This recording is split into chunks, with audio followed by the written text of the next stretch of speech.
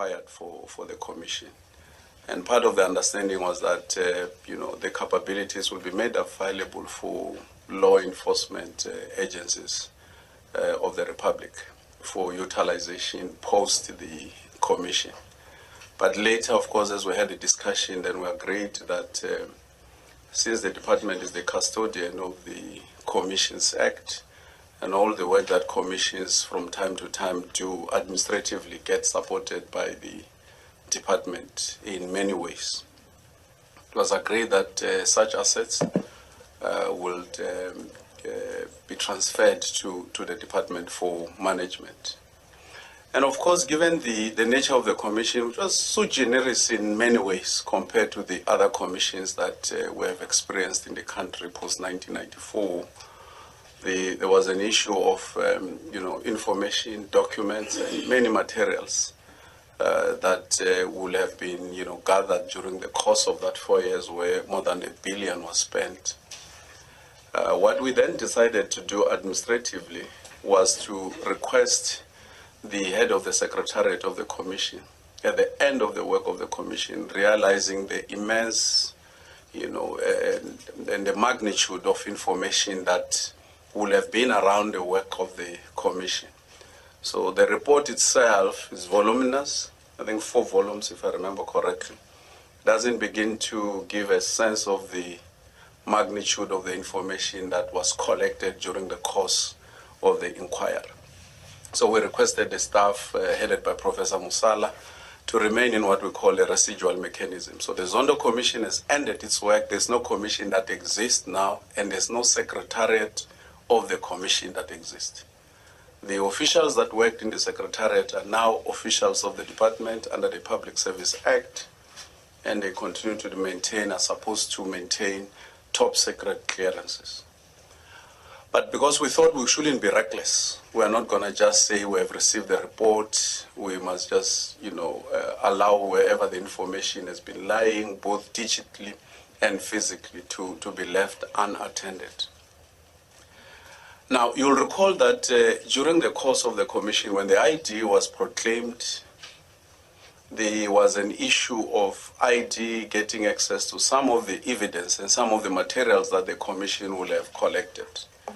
And that led to what we call Regulations 11, that regulated how the investigative directorate of the NPA will be able to access some of the information that will have been ventilated before the commission, or the investigators in the commission would have come across. Now, the end of the mandate of the commission by the submission of a report by the then Deputy Chief Justice to the President meant that as well Regulations 11 will no longer be in place.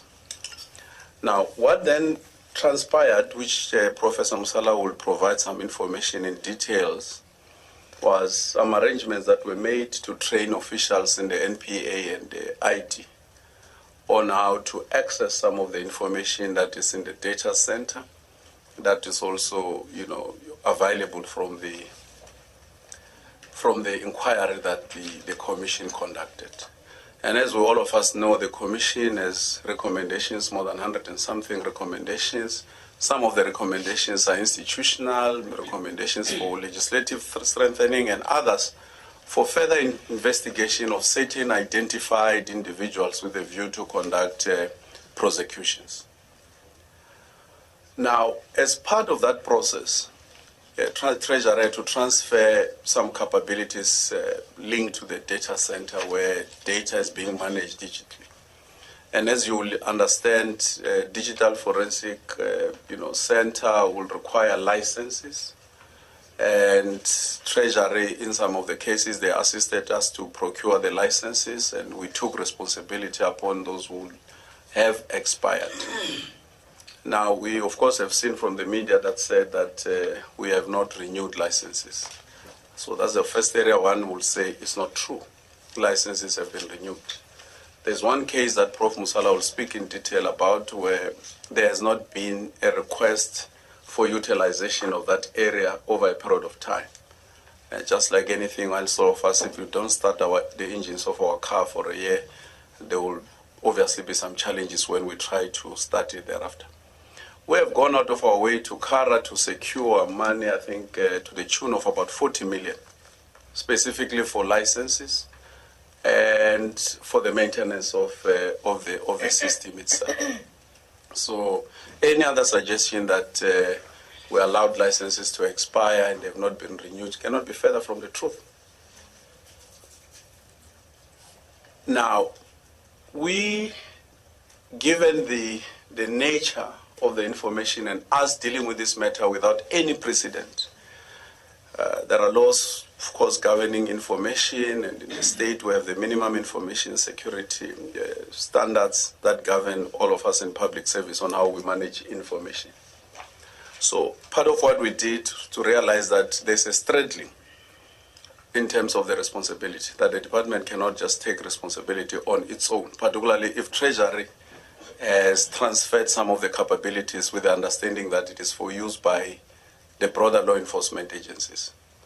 So we engaged with the Department of State Security, the police, and the presidency on the general management of the information that will have emanated from the Commission, and agreed on certain standards and protocols that will have to be followed for all the law enforcement agencies, SIU, FIC, DPCI, the ID Asset Forfeiture Unit in the NPA, to be treated equally in terms of the access to the information.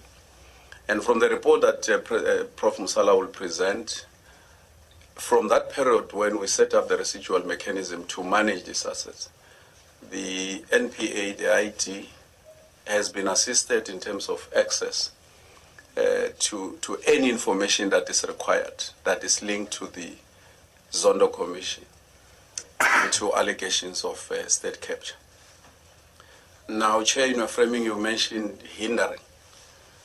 I've never been given any information that I will have given to the minister or the deputy minister that there will be anyone or any official of the state or of the department that will have hindered the National Prosecution Authority, the ID, from accessing the information or data center. Any form of a request which is no longer governed by Regulations 11, there's no longer need for a subpoena or any form, but just to indicate and say, here's a matter we're dealing with, can we get information on 1, 2, 3? And some of the information, as will be presented as well, is not that it's exclusively available from,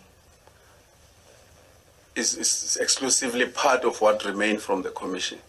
Obviously, it will be information that could be procured or information that could be subpoenaed from different entities or different institutions.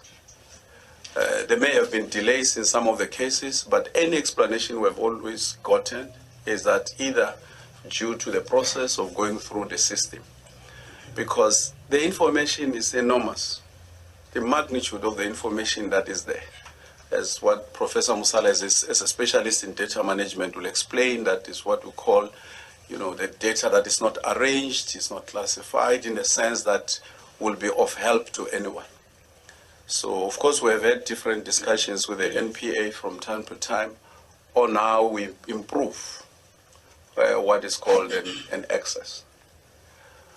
But these are assets that we account for in terms of asset management in relation to the Public Finance Management Act, because state resources were spent in procuring some of these assets. Now, like I was saying, there's a protocol that we had agreed that for all law enforcement agencies have to follow in terms of making the request. We have never gotten a situation where specific information can be said to have been denied for whatever reason. Information is always provided. So I'll ask Prof. Musala just to give a further outline on some of the things and the processes that are being followed to assist law enforcement agencies in general, but the NPA and the ID in particular.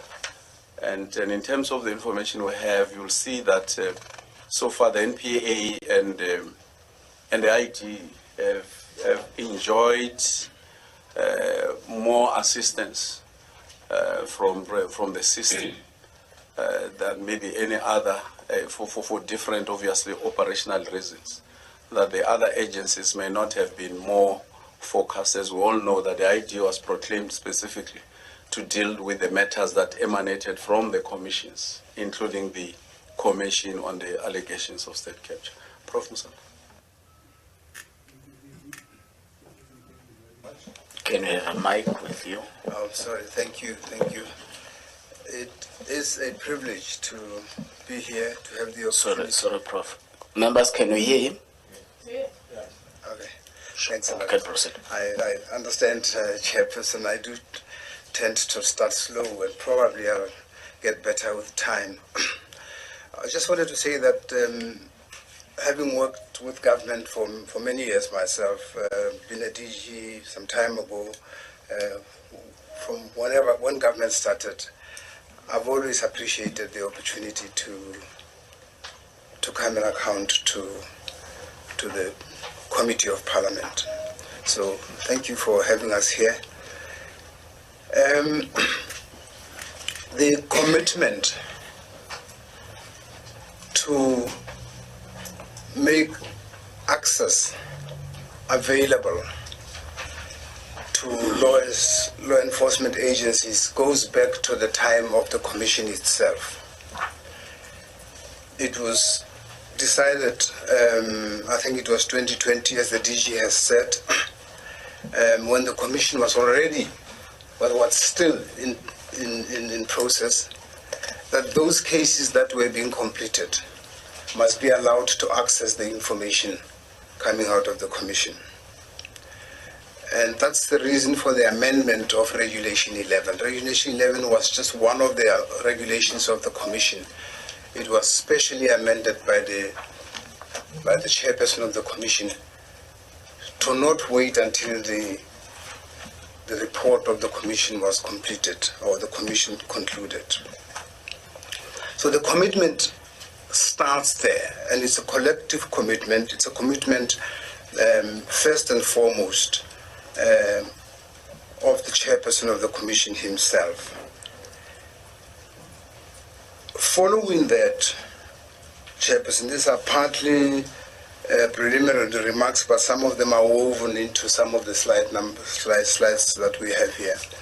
Following that, because the Secretariat of the Commission was very busy with the work of the Commission at that time, special training was afforded to members of the ID, investigators of the ID, in order to enable them not to have to rely too much on Commission staff, but to have direct access into the documentation and information that is completed, be able to work. A special space in the bigger forensic laboratory was created that would enable them to access the portfolios, the forensic portfolios in there, to work on that themselves. I'm saying that just to emphasize that we have said, even amongst ourselves, the NPA and ourselves, that we have an equal commitment to making sure that the law enforcement, and the ID in particular, has access to this information. This is important to state, particularly in the light of the media statements and stuff like that. That commitment is mutual between us and the NPA. We had in fact thought that we would have been able to do this and complete the things and problems and obstacles that we had encountered together, been able to do that without having to be here to say that either it's been done or it's not been done, and all of that kind of issue.